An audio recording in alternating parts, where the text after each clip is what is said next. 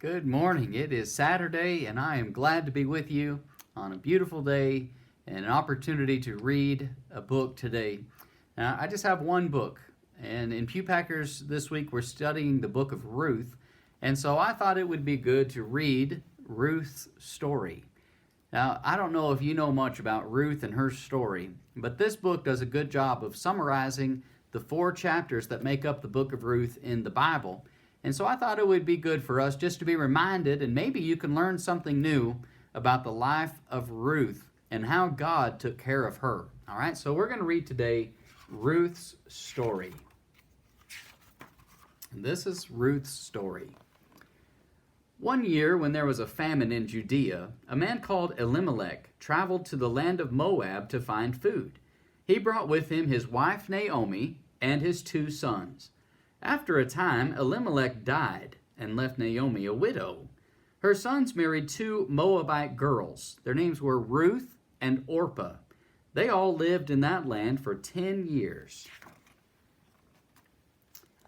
Then both the sons died. And Naomi decided to go back to Bethlehem in Judea, her own country, for the famine was over. She said to Ruth and Orpah, "I am going back to Judea. You 2 should stay here and find yourselves husbands to look after you.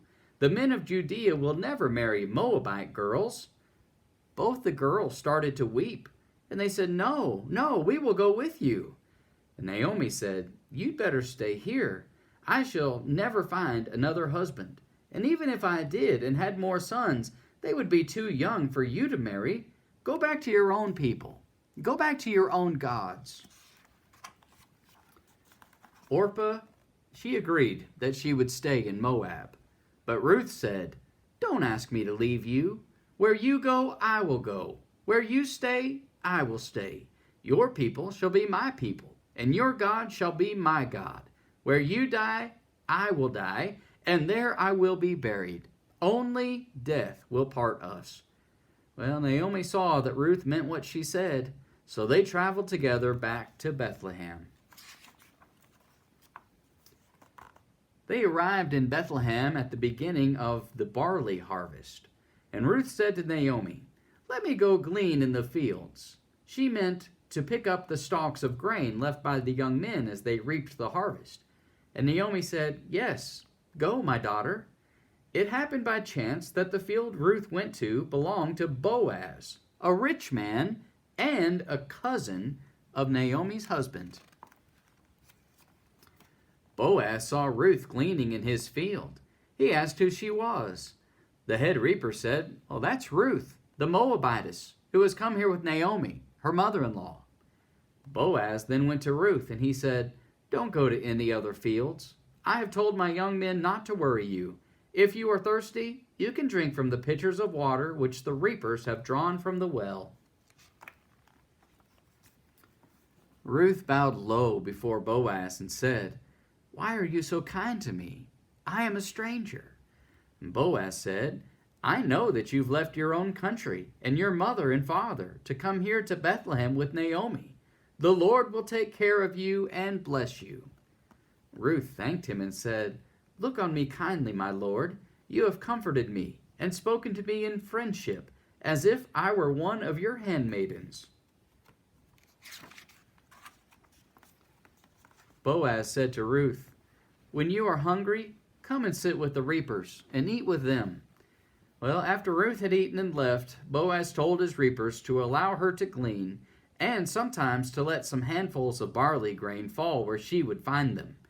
That evening, Ruth took home a large measure of barley grain. She also gave Naomi food which she had saved from the reaper's meal. Naomi asked Ruth, "Where did you glean today? Who has given you all this?" Ruth said, "The man whose field I was in is called Boaz." Naomi said, "Oh, God is being very kind to us. Boaz is a cousin of ours, one of the closest relations we have. Don't go and glean in a field that belongs to anyone else. Stay with Boaz." Toward the end of the harvest, Naomi said to Ruth, "Every night Boaz goes to the threshing floor to winnow his barley. Put on your best clothes and go there this evening. Don't let him see you until he has eaten and drink. Then go and uncover his feet, and he will tell you what to do." Well, that evening, Ruth went to the threshing floor and waited until Boaz had eaten and had a drink, and when he lay down to sleep, Ruth laid down at his feet.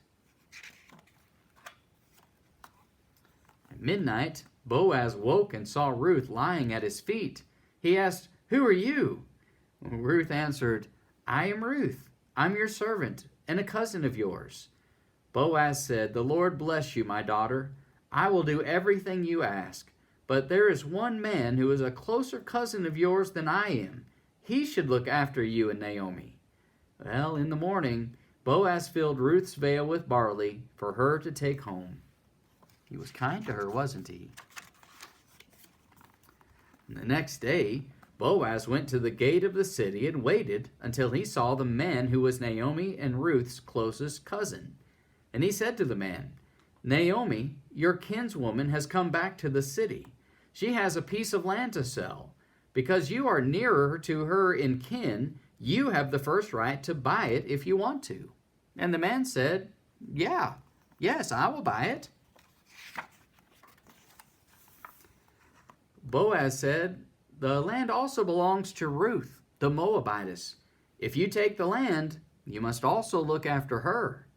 And then the man said, "No, I can't afford to do that."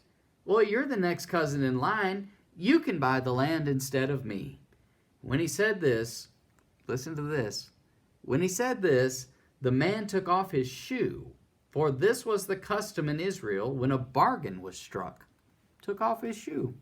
They traded shoes. Then Boaz said to the elders of the people, "You are witnesses that I have bought the land, and I also have taken Ruth for my wife."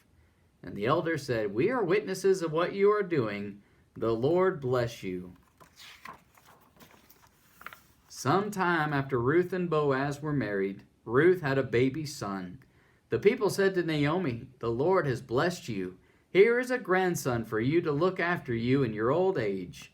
Naomi was glad, and she took the baby and cared for it. He was called Obed, the servant of God.